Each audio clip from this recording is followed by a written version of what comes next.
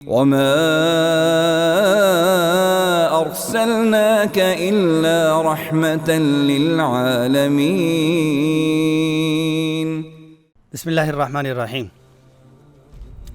ایک مسلمان کا اپنا آپ جاننا اتنا ضروری نہیں جتنا کہ رسول اللہ صلی اللہ علیہ وسلم کے بارے میں جاننا ضروری ہے۔ اللہ تبارک و تعالیٰ نے رسول اللہ صلی اللہ علیہ وسلم کی حیات طیبہ کو معجزہ بنایا۔ اللہ تبارک و تعالیٰ نے رسول اللہ صلی اللہ علیہ وسلم کی حیات طیبہ کو لا ریب فیہ بنایا۔ جیسے قرآن عزیز لا ریب فیہ ہے، ایسے ہی رسول اللہ صلی اللہ علیہ وسلم کی حیات طیبہ بھی لا ریب فیہ ہے۔ عقائد و جہاں صلی اللہ علیہ وسلم کی حیات طیبہ مدنی زندگی آج ہم انشاءاللہ العزیز شروع کرنے لگے ہیں۔ رسول اللہ صلی اللہ علیہ وسلم کی مکی زندگی 6 عنوانات ہمارے مکمل ہو گئے۔ 1 سے 6 مدینۃ المنورہ کے ہم ایک حصے میں صرف اختصار کے ساتھ تعارف کے ساتھ بیان کریں گے۔ رسول صلی اللہ علیہ وسلم جب مکۃ المکرمہ میں عقبات میں دعوت دے رہے تھے، مدینۃ المنورہ سے یثرب سے 6 لوگ آئے، وہ ایمان لائے، پھر 12 لوگ آئے، پھر 72 لوگ آئے، تو یہ ایمان کی کرنیں اور روشنیاں مدینۃ المنورہ میں پہنچنا شروع ہو چکی۔ پھر رسول اللہ صلی اللہ علیہ وسلم صحابہ کو تھوڑا تھوڑا دھیرے دھیرے اجازت فرما رہے کہ ہجرت کرنا شروع کر دیں، اور خود انتظار فرما رہے کہ اللہ کی طرف سے اجازت آئے گی۔ آپ صلی اللہ علیہ وسلم کڑکتی دوپہر میں حضرت ابوبکر صدیق رضی اللہ عنہ کے پاس جاتے ہیں، اور اس کے پس منظر میں جائیں گے تو تفصیل تو کافی ساری ہے۔ عقبات میں جو معاہدہ ہوا، اس پر جو پارلیمنٹ ہاؤس میں ان کا اجلاس بیٹھا، اور اس اجلاس میں وَإِذْ يَمْكُرُ بِكَ الَّذِينَ كَفَرُوا لِيُثْبِتُوكَ أَوْ يَقْتُلُوكَ أَوْ يُخْرِجُوكَ وَيَمْكُرُونَ وَيَمْكُرُ اللَّهُ، یہ ساری تفصیل ہے کہ انہوں نے یہ فیصلہ کیا کہ قتل کر دیا جائے، فیصلہ کیا قید کر دیا جائے، فیصلہ کیا جلاوطن کر دیا جائے، مگر کوئی بھی نہیں ہوا، ایک ساتھ حملہ کر دیا جائے۔ یہ سارے ان کے فیصلے ہو چکے ہیں، لیکن ان کے فیصلے کو اللہ جل جلالہ نے ان کے راز کو فاش کر دیا۔ اس سے ایک اور بہترین چیز نکل رہی ہے، جب کبھی اسلام کے لیے چھپ کے کوئی مخالف اسلام فیصلہ کیا جائے گا، اللہ جل جلالہ ہمیشہ اس کو فاش فرمائیں گے۔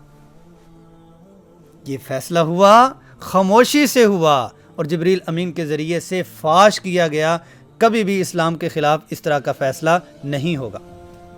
آپ صلی اللہ علیہ وسلم کڑکتی دوپہر میں حضرت ابوبکر صدیق رضی اللہ عنہ کے پاس جاتے ہیں۔ اخرج من عندک، بچوں کو ایک طرف کر دیں، ہم اہلک، جی مجھ سے اتنی محبت نہیں کرتے میرے بچے جتنی آپ سے کرتے ہیں۔ کہ آپ صلی اللہ علیہ وسلم نے فرمایا کہ اللہ پاک نے ہجرت کے لیے اجازت دے دی، اور فرمایا کہ ابوبکر کو ساتھ لے لیں رضی اللہ عنہ۔ اب صحابہ کا ابوبکر صدیق کی جو ایک چاہت ہے اس پہ تھوڑا سا غور کریں، جو ترجیحات ہیں ان کو دیکھیں، وہ کیا ہیں کہ فرمانے لگے اچھا اللہ نے میرا نام لیا تھا، اللہ نے میرا نام لیا تھا۔ آپ صلی اللہ علیہ وسلم فرمایا جی آپ کا نام لیا تھا۔ عائشہ رضی اللہ عنہ فرماتی ہیں میں اس سے پہلے یہ جانتی تھی کہ غم کے آنسو ہوا کرتے ہیں، خوشی میں بل بلا کے تڑپ تڑپ کے روئے اور آنسو زارو قطار گرتے رہے۔ آپ صلی اللہ علیہ وسلم چلتے ہیں، 27 سفر ہے، اور 3 دن غار ثور میں قیام فرماتے ہیں۔ عبداللہ ابن اریقط اور ابوبکر صدیق رضی اللہ عنہ، عبداللہ بن ابی بکر، یہ آپ صلی اللہ علیہ وسلم کو دینے لینے کے لیے اسما ذات النطاقین، ان کا توشہ لینا دینا، یہ ابوبکر صدیق رضی اللہ عنہ کے گھرانے کی قربانی ہے۔ 1 ربیع الاول کو آپ صلی اللہ علیہ وسلم یہاں سے چلتے ہیں۔ رسول اللہ صلی اللہ علیہ وسلم کی عمر مبارک 52 سال 11 ماہ اور 19 دن ہے۔ 1 ربیع الاول ہے۔ یہ سفر 4 لوگوں کی معیت میں ہو رہا ہے، عامر بن فہیرہ، عبداللہ بن اریقط، ابوبکر صدیق رضی اللہ عنہ، اور حضرت محمد مصطفیٰ صلی اللہ علیہ وسلم۔ رسول اللہ صلی اللہ علیہ وسلم پیچھے مڑ کے دیکھ رہے ہیں، پھر پہاڑی پہ چڑھ کے پھر پیچھے مڑ کے دیکھ رہے ہیں، یا کعبہ یا کعبہ لولا ان قومکی اخرجونی لما خرجتو، آپ کی قوم مجھے نہ نکالتی تو میں کبھی بھی نہ نکلتا۔ تسلی کے لیے سورۃ القصص اتر رہی ہے، تفصیل کے ساتھ موسیٰ علیہ السلام کو بیان کیا جا رہا، اور ام معبد کی جو بکری اور جھونپڑی وہاں پر قیام ہو رہا، اور سراقہ بن مالک کا پیچھے سے آپ صلی اللہ علیہ وسلم پہ حملے کا پروگرام بن رہا۔ بہرحال 7 ربیع الاول کا 7 دن کا یہ سفر 8 ربیع الاول کو قباء کے مقام پہ پہنچ جاتے، کیونکہ ہمیں چیدہ دھیرے دھیرے 1 سے 6 سال مکمل تھوڑی سی اختصار والی نشست میں بیان کرنا ہے، تو میں اشارے کرتا جاتا ہوں تاکہ یہ ہمارا سلسلہ یوں سمجھ لیں کہ نورانی قاعدے کی حیثیت سے بنیادی سیرت طیبہ کی چیزیں آ جائیں گی، تفصیلی ہم انشاءاللہ پھر ساری زندگی پڑھتے رہیں گے۔ بہرحال رسول اللہ صلی اللہ علیہ وسلم پہنچتے، قباء سے مسجد نبوی کی طرف، قباء سے مدینہ المنورہ کی طرف جاتے ہیں۔ 12 ربیع الاول ہے، اور راستے میں آپ صلی اللہ علیہ وسلم کے جمعہ کا دن ہے۔ بنو سلمہ میں اسلام کا پہلا جمعہ ہے۔ 100 کے قریب آپ صلی اللہ علیہ وسلم کا، اسلام سے مراد آپ صلی اللہ علیہ وسلم کا، جبکہ اس سے پہلے جمعہ پڑھایا جا چکا ہے۔ مصعب بن عمیر وہاں پہ پڑھایا کرتے تھے، اور انصار میں سے بھی پڑھایا کرتے تھے۔ آپ صلی اللہ علیہ وسلم کا پہلا یہاں پہ جمعہ، اور 100 لوگ جمعہ پڑھنے والے ہیں۔ اس میں ایک نقطہ ہے، اسلام کا یہ والا خطبہ پہلا خطبہ ہے جس خطبے میں پیچھے 13 سال کی زندگی یوں جکڑی ہوئی ہے، اس کا تذکرہ تک نہیں فرماتے۔ اس خطبے میں 13 سالہ زندگی، مکی زندگی کا نام و نشان اشارتاً بھی نہیں ہے۔ اس میں اتق اللہ ہے، آخرت ہے، آپس کی اتحاد کی بات ہے۔ مجھے اور آپ کو اس میں یہ سبق مل رہا کہ کوئی بھی سلسلہ آپ چلانا چاہتے ہیں، خاندانی، معاشرتی، بزنس کاروبار کا، دین کا، تو پچھلی باتوں کا تذکرہ نہیں کرنا، آگے چلنا ہے، آگے چلنا ہے، آگے چلنا ہے، آگے چلنا ہے، آگے ہی چلایا ہے، پچھلی باتیں نہیں کی۔ آپ صلی اللہ علیہ وسلم اونٹنی جا رہی، بنو نجار والے، بنو سلمہ والے، یہ سارے کہہ رہے ہیں ہمارے پاس، ہمارے پاس، ہمارے پاس۔ فرمایا کہ اونٹنی کو پن لوکیشن ہوئی ہے، اللہ نے لوکیشن لگا دی ہوئی ہے، یہ خود ہی جا کے بیٹھے گی۔ سب سے پہلے وہ مربد پہ بیٹھی جہاں پر مسجد نبوی کی تعمیر ہوئی، ساحل اور سہیل کا جو وہ جس کو کہتے ہیں کہ ایک تالاب سا تھا۔ پھر وہ حضرت ابوذر غفاری رضی اللہ عنہ کے گھر میں بیٹھی، اور وہ گھر حقیقت میں رسول اللہ صلی اللہ علیہ وسلم کا تھا۔ آپ صلی اللہ علیہ وسلم نے اسی مہینے ہی کیا فرمایا، اسی مہینہ ربیع الاول کے مہینے میں ہی مسجد نبوی کی تعمیر کا اعلان فرما دیا۔ فرمایا کہ مسجد نبوی ہمیں مسجد ہے، تو ریاست مدینہ، مدینہ المنورہ کی جو بنیاد ہے وہ 3 چیزوں پہ ہے۔ 3 چیزیں، جیسے مکہ المکرمہ میں ہم پیچھے بیان چکے ہیں، 3 چیزیں ہیں، توحید، رسالت اور آخرت، اور مدینہ المنورہ میں 3 چیزیں ہیں۔ ایک یہ ہے کہ اللہ کے ساتھ تعلق ہے، مسجد نبوی کی تعمیر فرمائی۔ دوسری چیز کیا ہے کہ آپس کا تعلق ہے، میثاق المدینہ فرمایا۔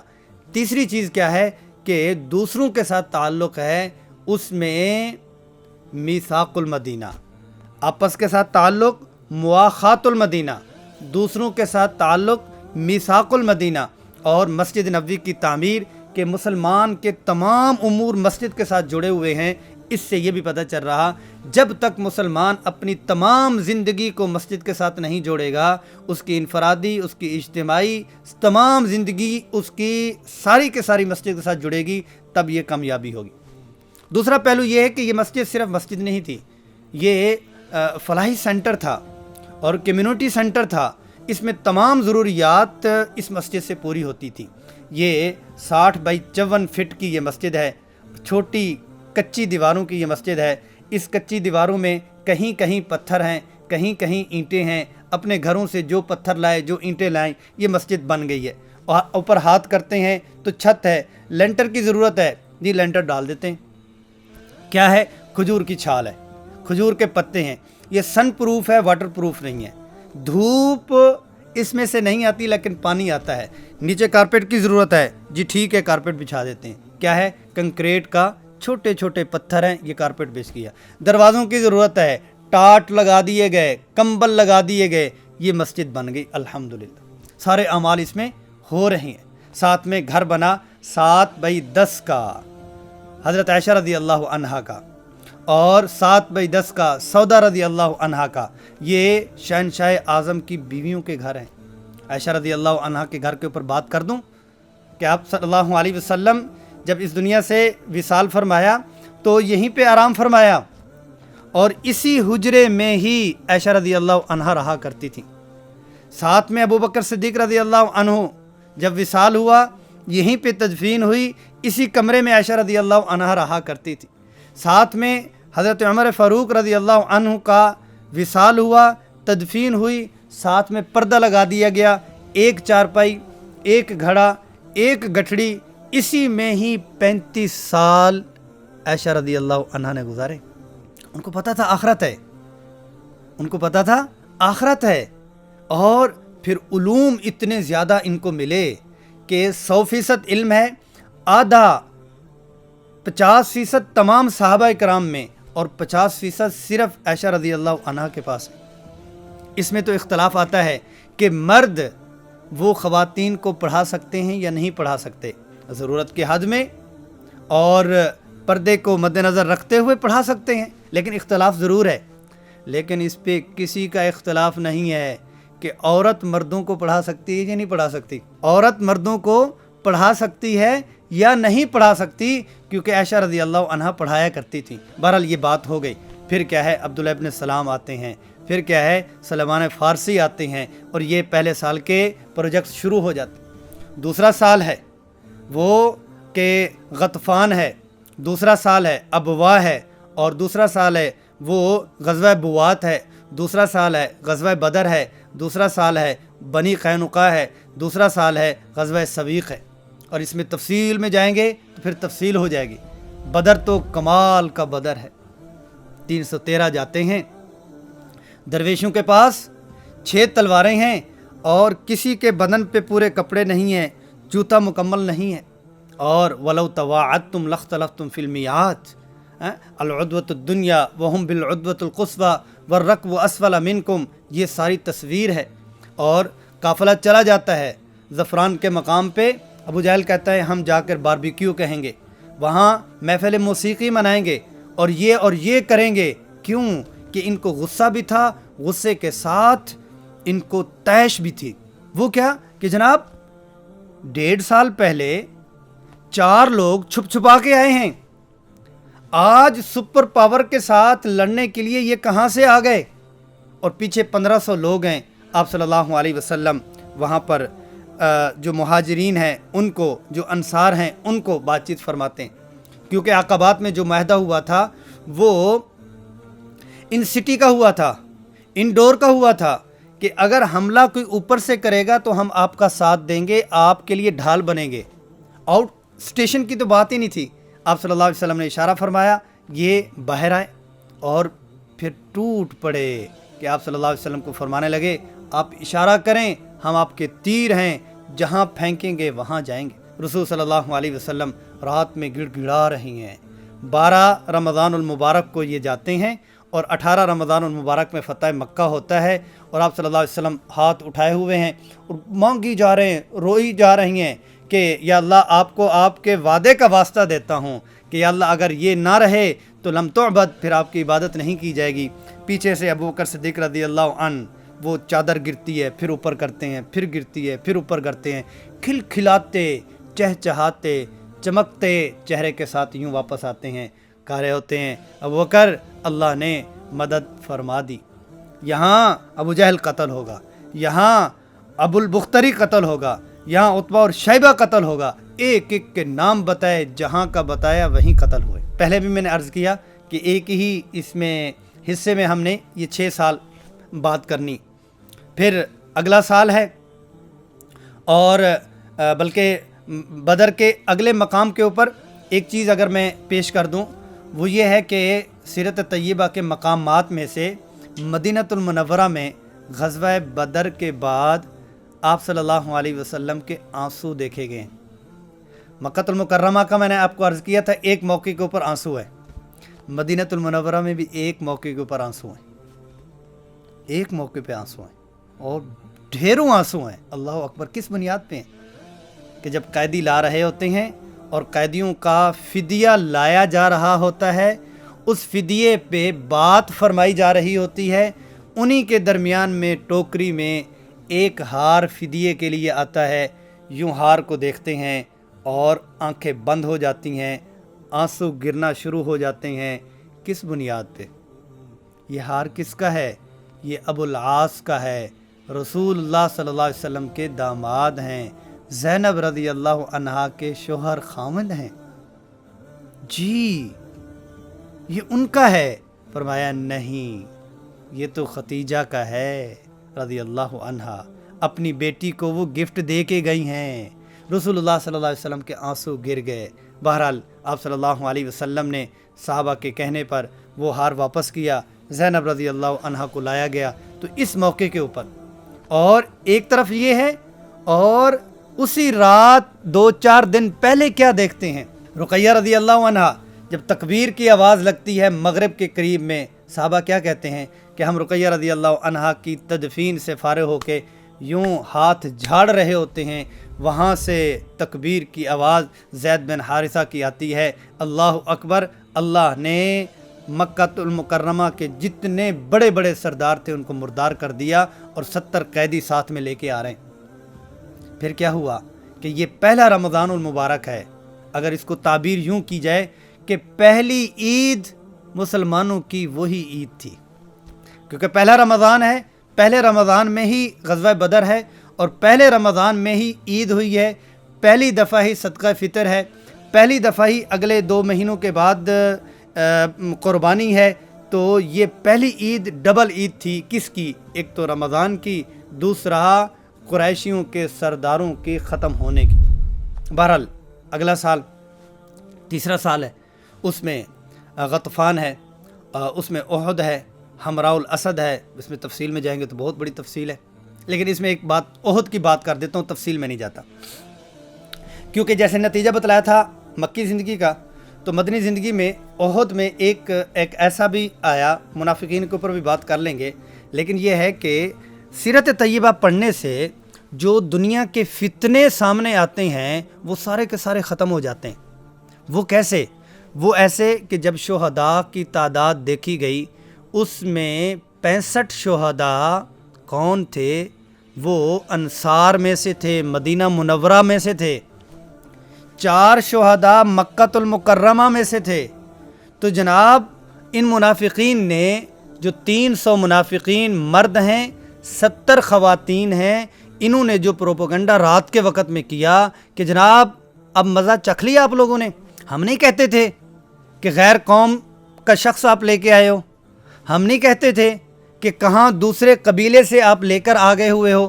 تو پھر کیا ہوا کہ اب انہوں نے تمہارے بندے ہی مروا دیے، تمہارے بندے مروائے ہیں۔ اور آپ صلی اللہ علیہ وسلم 6 شوال کو کفار آتے ہیں، 7 شوال کو یہ غزوہ ہوتا ہے، 8 شوال کو حمراء الاسد کے لیے چلے بھی جاتے ہیں۔ اللہ اکبر، یہ داعی کی دعوت ہے۔ پھر کیا ہے کہ چوتھا سال ہے، بنو نذیر ہے، بنو نذیر کے بعد پھر بدر صغرا ہے۔ بدر صغرا میں یہ ہوا، حمراء الاسد کے بعد ابو سفیان نے کہا تھا کہ اگلے سال آؤں گا اور یہ سے وہ کروں گا، آپ صلی اللہ علیہ وسلم گئے اور وہ آئے ہی نہیں۔ پھر 5واں سال ہے، 5ویں سال میں ذات الرقاع ہے، دومۃ الجندل ہے، مستلق ہے، پھر خندق ہے۔ خندق میں تفصیل ہے۔ تو یہ 6 سال، 1 سے لے کر 6 سال آپ صلی اللہ علیہ وسلم، خندق کے اوپر تھوڑی سی بات میں کر دیتا ہوں۔ چلو، اس میں کیا ہے کہ رسول اللہ صلی اللہ علیہ وسلم اگر جغرافی پہ بات کریں، یہ قباء کا ایریا ہے، اور اگلے ہی طرف مسجد نبوی، اگر مسجد نبوی کی طرف ہی دیکھیں تو اس نکر میں قباء ہے، ساتھ میں بنو نذیر، بنو قریظہ، بنو قینقاع ہے، دوسری طرف یہ والی جو طرف ہے اس میں آبادی بھی ہے اور احد بھی ہے۔ تو یہ اوپر کی طرف سے ہی خندق کھودی گئی، اور ان درویشوں نے جو 5000 فٹ وہ خندق کھودی، آج کے جدید دور میں بھی وہ کرینوں کے ساتھ اور آج کی جو جدید آلات ہیں ان کے ساتھ بھی نہیں کھودی جا سکتی، اور 6 دن میں کھود دی۔ تو یہ کیا تھا؟ آپ صلی اللہ علیہ وسلم کی حوصلہ افزائی تھی۔ تو اس حصے میں آپ صلی اللہ علیہ وسلم نے جو مشکل ترین کام لیے صحابہ سے اور ان کو آگے بڑھایا، وہ مسجد نبوی کی تعمیر ہے، وہ غزوہ بدر ہے، وہ غزوہ احد ہے، وہ بنی مصطلق ہے۔ بنی مصطلق میں بھی لمبی تفصیل عائشہ رضی اللہ عنہا پہ، بس فضائل پہ ہی میں نے بات کر دی۔ وہ خندق ہے۔ تو یہ جو والا جز ہے 1 سے 6 سال مشکلات اور استحکام ریاست کے جو سال ہیں، اس پہ جو ہم نے بات کی، اس کا اگر خلاصہ دیکھیں تو اس میں ایک چیز نظر آ رہی ہے، وہ یہ ہے کہ آپ صلی اللہ علیہ وسلم کی اپنے ساتھیوں کی حوصلہ افزائی کرنا۔ حوصلہ افزائی انقلابی سنت ہے۔ بیوی کی شکل ہے تو حوصلہ افزائی، بچوں کی شکل ہے تو حوصلہ افزائی، ملازمین کی شکل ہے تو حوصلہ افزائی۔